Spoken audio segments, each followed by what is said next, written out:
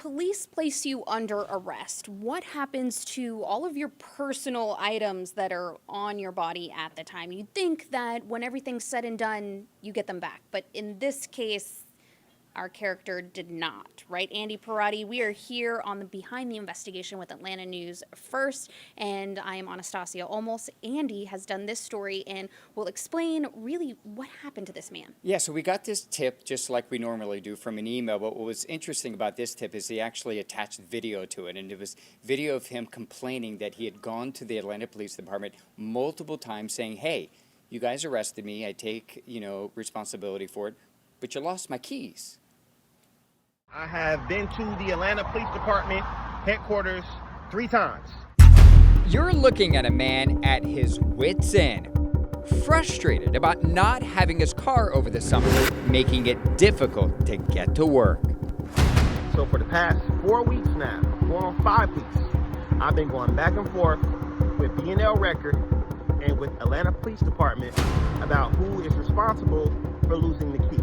I was working a summer job, a summer science camp, and I was really excited about it. It gave me a lot of anxiety about my professional relationship and reputation. I just need some help. I need some help. I don't know where else to turn. After he sent this video to Atlanta News First Investigates, we got to work. But first, let's tell you how this all got started. You want to step out for me? Yeah. In June, You want to step out? I'm being arrested. Yes, sir. Atlanta police arrested Taj Jackson for driving with a suspended license and for being inside a city park after hours. About 5 days later, he went here to B&L Record Service in Impound to retrieve his car.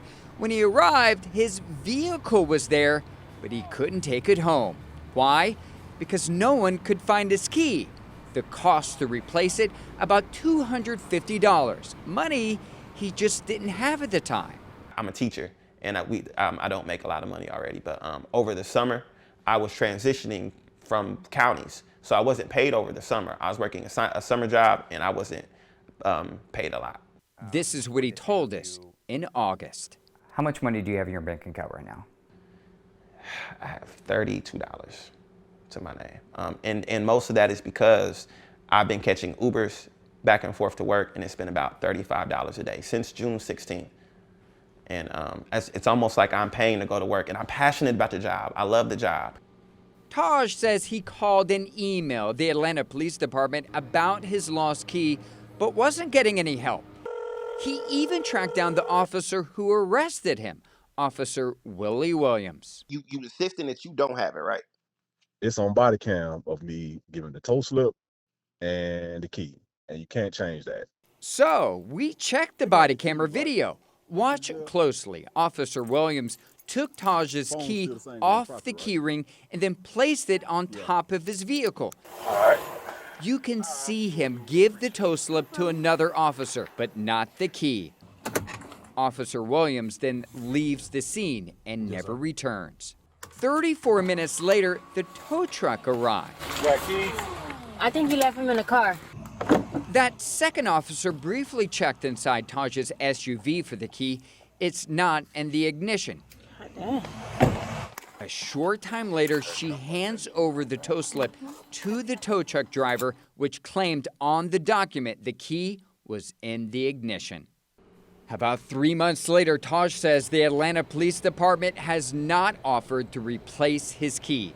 While the city and the Record Service never responded to Atlanta News First Investigates about Taj's complaint, city records show nearly 150 claims filed against the police department since 2022 for lost or damaged property, totaling more than $3.3 million.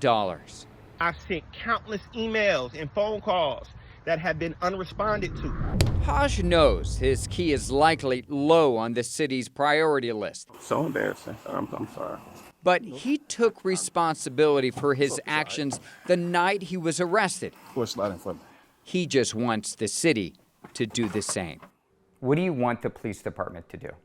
Honestly, I'm not looking for like a grand payout, in nothing but what's fair. Somebody did lose my key. Andy, the question we all have is, does he get his car back?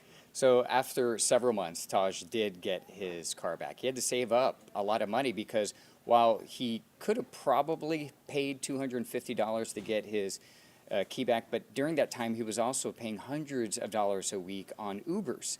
He was working a summer job at the time. He was in between 2 different school districts, so he wasn't getting paid by a school district during that time. And he told me it was ultimately about $800 worth of Uber rides, so he couldn't afford that to replace that $250 car key until he could, really start a new job. Oh my goodness. And did police ever respond after this story? We sent them the same body camera video that was seen in the story. We sent them the audio recording of the police officer saying, hey, it's in the body camera video. We reached out to them multiple times, including the day before the story aired, weeks before the story aired, and they didn't respond at all. Wow. What are the takeaways for people listening? So things, police make mistakes. They're human just like us.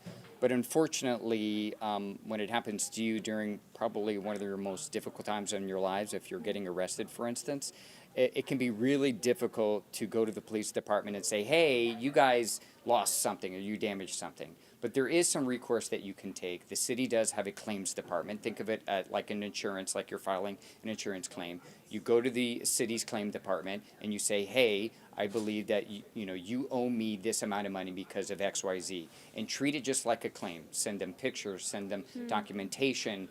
If you have any correspondence with the police officer, if you have any body camera video, if you can get it, just like we did. But treat it like a claim, have a document state of mind, and submit that to the city, and that's your best chance of getting repaid. And I've actually done stories where the city their insurance company has denied some of these claims, not specifically this one, but it could be an accident or a premises liability or issue. And if that is denied, would the person then have to take legal action, or they just let it go? Yeah, oftentimes you have to get an attorney when the city denies your claim.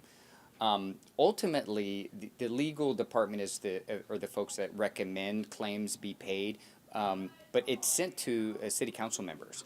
So city council members are ultimately the folks that, they're going to vote on whether your claim is going to be reimbursed. So you could go that route, advocate for yourself, go to your city leader and say, hey, I believe that I'm owed this amount, and maybe they can advocate on your behalf. They are elected and they sit on city council. So those are going to be the avenues that I would recommend. Great takeaways. And of course, if everything was perfect and these issues didn't happen, then we wouldn't be doing these stories. That's and right. Maybe we wouldn't be investigative reporters. But we are out here for accountability and to help people, see what they can do if they end up in these situations. And hopefully that, police departments and, people watching, city council members will also take heed and try to help people in these situations as well.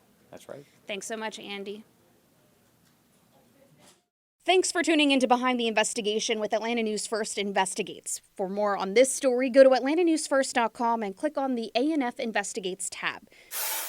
You can listen to more award-winning investigations wherever you get your podcasts by searching Behind the Investigation with Atlanta News First.